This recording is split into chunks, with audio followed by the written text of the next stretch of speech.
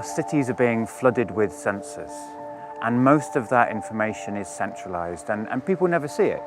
You know, it keeps the traffic lights running, it keeps energy moving through the city. And so it shapes our lives, but not in a way that we can reach out and touch, and not in a way that we can influence. And I think the real power is to put these tools in the hands of people. So basically that's why it was so important from 2013 to until now, 2016, to investigate how people really use this technology. These are very novel tools, as you know, and we didn't have a lot of knowledge with regards to how users were, in the end of the day, using them.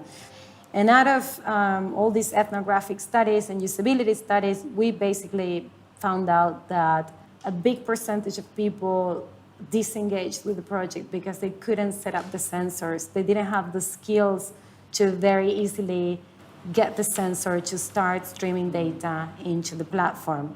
And I think that what's crucial there for us is to put a lot of energy in making the onboarding toolkit.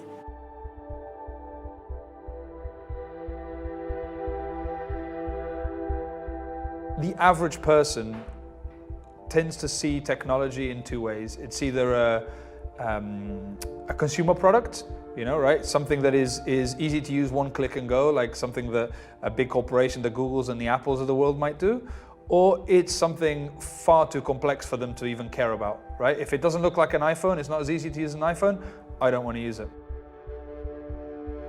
Whereas when we're talking about citizen science, we're talking about often things that look very complicated to use, things that the average person probably wouldn't want to spend the time trying to understand how to use.